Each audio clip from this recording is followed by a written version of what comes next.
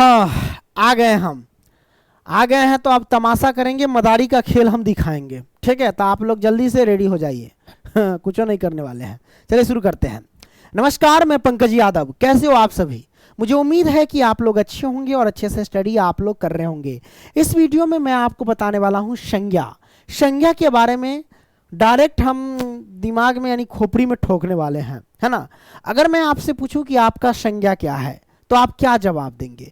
तो जवाब में आप अपना नाम बताएंगे, क्योंकि अगर कोई आपसे पूछ रहा है कि आपका संज्ञा क्या है, मतलब ये हुआ कि अगला आदमी आपसे पूछ रहा है कि आपका नाम क्या है। ठीक है, इस बात को ध्यान रखना। तो संज्ञा के बारे में हम डिटेल से समझेंगे। तो चलिए शुरू करते हैं। आइए अगला पेज लेते हैं। ये मैंने पेज लिया। अब इस पेज में हम क्या करने वाले हैं? इस पेज में मैं आपको बताऊंगा कि अगर आपको किसी भी सब्जेक्ट का, चाहे आप किसी भी क्लास में हो, अगर आपको ऑनलाइन टेस्ट देना है तो गूगल में सर्च कर लेना। कहाँ मेरे भाई? सर्च करना गूगल में पंकज, मेरा ही नाम है, Pankaj study, STUDY, study centre, CENTRE, center.com, है ना। गूगल में आपको सर्च कर लेना है पंकज स्टडी सेंटर.com। वहाँ पे जाकर के सभी सब्जेक्ट का आप ऑनलाइन टेस्ट दे सकते हैं। अगर आपको PDF लेना है, क्या लेना है?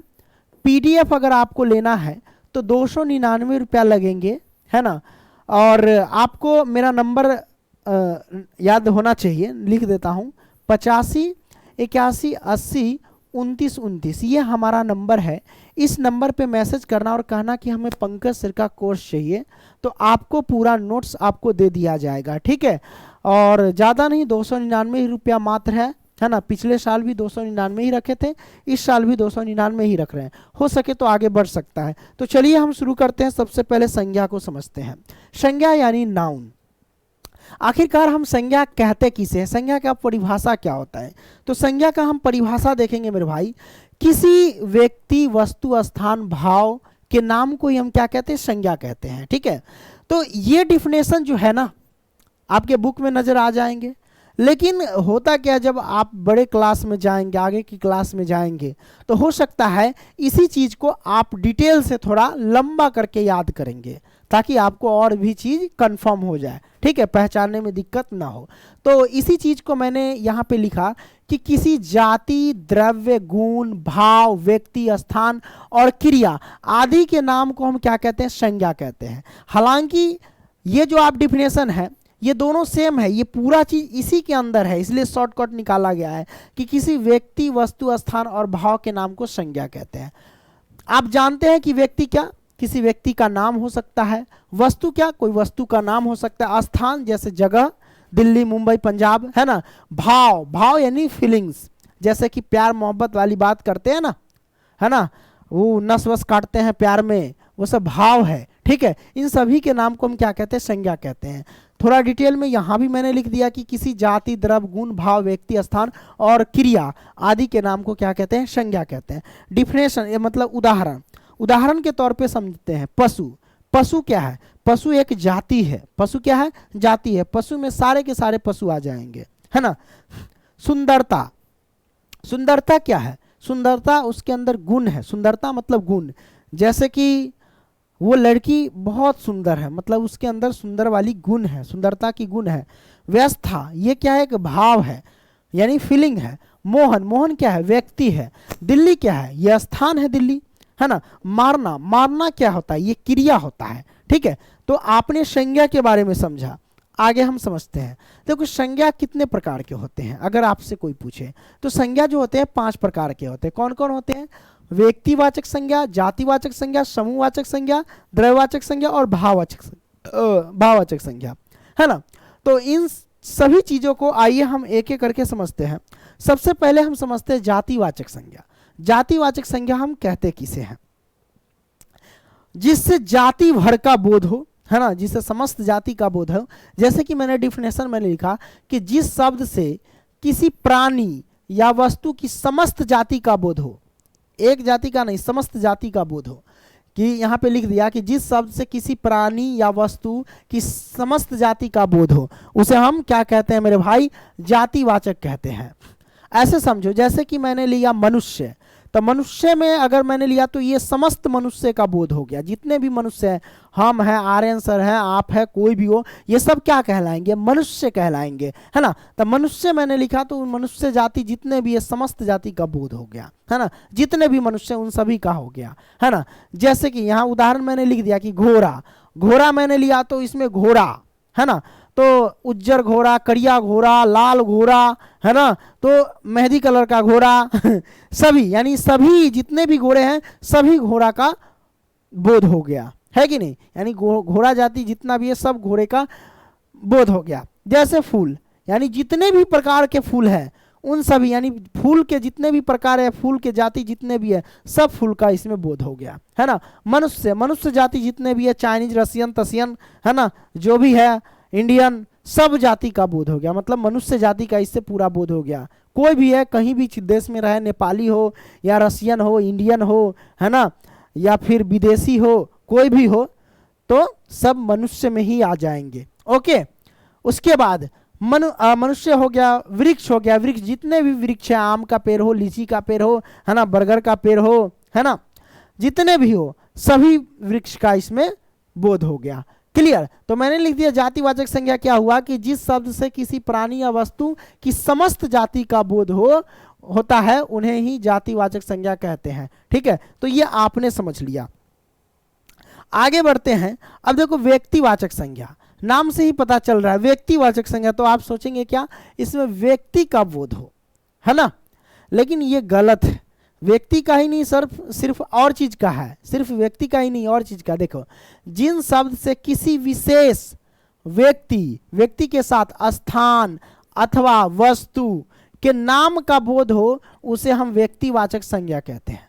ऐसे समझो, यहां पे लिखा है कि जिन शब्द से किसी विशेष क्या है व्यक्ति में ले लो पंकज, क्या ले लो पंकज, व्यक्ति में पंकज, स्थान मान लो कि स्थान में ले लो दिल्ली, है ना, मैंने दिल्ली लिया, है ना, वस्तु में ले लो यहाँ पे चलो कमल का फूल, है ना, कमल का फूल। अब यहाँ पे क्या हुआ देखो, ऐसे समझ सकते हो कि पंकज जो है ना ये दिल्ली में जाकर के किसी लड़की को कमल का फूल देता है, कमल का या गुलाब का फूल, कमल छोड़ो गुलाब का फूल देता है ना। तो ऐसे आपने समझ लिया कि यहाँ पे व्यक्तिवाचक संज्ञा से कि जिन शब्दों से किसी विशेष व्यक्ति, स्थान अथवा वस्तु का बोध हो उसे व्यक्तिवाचक संज्ञा कहते हैं। जैसे कि जयपुर हो गया, दिल्ली हो गया, भारत हो गया, रामायण, अमेरिका, राम, है ना, श्याम, अफ्रीका इत्यादि। तो ये आपने समझ लिया व्यक्तिवाचक के बारे में। आगे बढ़ते मेरे भाई, भाववाचक संज्ञा। आखिर भाववाचक संज्ञा हम कहते किसे हैं? देखो मैंने लिख दिया कि भाववाचक संज्ञा जिस संज्ञा से, मतलब जिस संज्ञा शब्द से किसी गुण दोष, यानी किसी का गुण दोष भाव अथवा दशा का बोध होता है उसे भाववाचक संज्ञा कहते हैं। आप इसे ऐसे समझो, गुण का मतलब क्वालिटी, जैसे पंकज सर बहुत अच्छे हैं तो ये हमारे अंदर गुण है यानी क्वालिटी है। पंकज सर बहुत बुरे हैं तो ये हमारे अंदर क्या दोष है, दोष का मतलब कमी, है ना।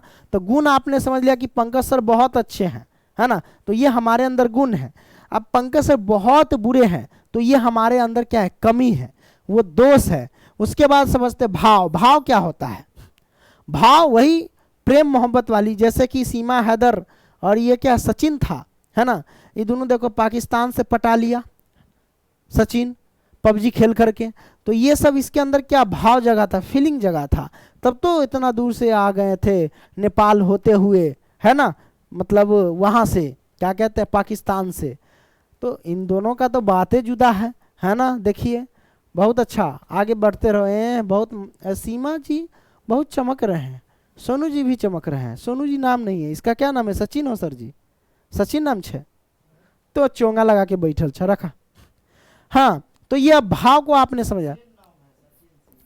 दशा, दशा क्या होता है? दशा उम्र होता है। दशा क्या होता है? उम्र, जैसे बचपन, बुढ़ापा, है ना, जवानी, ये दशा हुआ। ठीक है, तो ये आपने समझ लिया।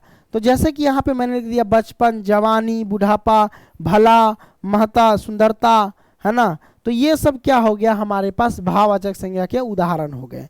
क्लियर। आगे बढ़ते हैं सर, आगे हम समझते हैं समूहवाचक संज्ञा के बारे में। समूहवाचक संज्ञा को हम समझते हैं। उत्तर मैंने लिखा कि जब किसी संज्ञा शब्द से व्यक्ति या वस्तु के समूह का बोध हो, मतलब जहां एकजुट हो समूह, जिसमें जैसे कि परिवार ले लो, तो परिवार में कम से कम 5 आदमी 6 आदमी 10 आदमी होते हैं फैमिली के हिसाब से, तो ये क्या हुआ, समूह हुआ। तो परिवार क्या हुआ, समूह हुआ। सेना क्या हुआ, सेनों का दल, ये भी समूह हुआ, है ना, सैनिकों का दल, ये सब समूह हुआ। तो जिससे समूह का बोध हो, है ना, जैसे चाबी का गुच्छा, ये भी क्या समूह हुआ, है कि नहीं। तो मैंने लिखा जब किसी संज्ञा शब्द से व्यक्ति या वस्तु के समूह का बोध हो तब उसे समूहवाचक संज्ञा कहते हैं। जैसे कि परिवार, परिवार में 1 से अधिक 2 से अधिक 3 से अधिक आदमी रहते ही है परिवार में, तो परिवार समूह है। कक्षा में 10-20 विद्यार्थी बैठते हैं तो वो सब क्या हो गए, समूह हो गए। सेना में, सेनाओं का जो दल होता है उसमें बहुत सारे सेना होते हैं, वो समूह हो गए। भीड़, भीड़ भी क्या है, एक समूह है, उसमें भी बहुत सारे लोग होते हैं। पुलिस, पुलिस का भी जो समूह होता है तो उसमें बहुत सारे लोग होते हैं। तो ये आपने देख लिया समूहवाचक संज्ञा, जिसमें बहुत सारे व्यक्ति का बोध हो, बहुत सारे वस्तुओं का बोध हो, है ना, समूह में हो, जहाँ पे 1 से अधिक हो, 2 से अधिक हो, है ना, 2 या 2 से अधिक हो, ऐसे कह सकते हो। 5वां द्रव्यवाचक संज्ञा, द्रव्य यानी लिक्विड, जहां लिक्विड का बोध हो यानी द्रव का बोध हो उसे द्रव्यवाचक संज्ञा कहते हैं। जैसे तेल हो गया, दूध हो गया, घी हो गया, है ना। तो यहाँ पे लिख दिया कि जब किसी संज्ञा शब्द से किसी द्रव का बोध होता है तो उसे द्रव्यवाचक संज्ञा कहते हैं। जैसे कि, है ना, जैसे, जैसे मैंने लिख दिया पानी लिक्विड है, लोहा, लोहा, लोहा द्रव का है, लोहा का लिक्विड होगा द्रव, जब पिघला देगा तो, ये गलत है। तेल हो गया, घी हो गया, दाल हो गया इत्यादि, ठीक है। तो ये आपने समझ लिया मेरे भाई। तो आई होप कि संज्ञा आपने समझ लिया। वीडियो पसंद आया तो लाइक करना, दोस्तों को भी शेयर करना। मिलेंगे अगली वीडियो में, तब तक के लिए बाय, ठीक है। देखो मेरे भाई, तबीयत खराब है फिर भी हम आपको पढ़ा रहे हैं, है ना, क्या कर सकते हैं, सिलेबस तो कंप्लीट करना है।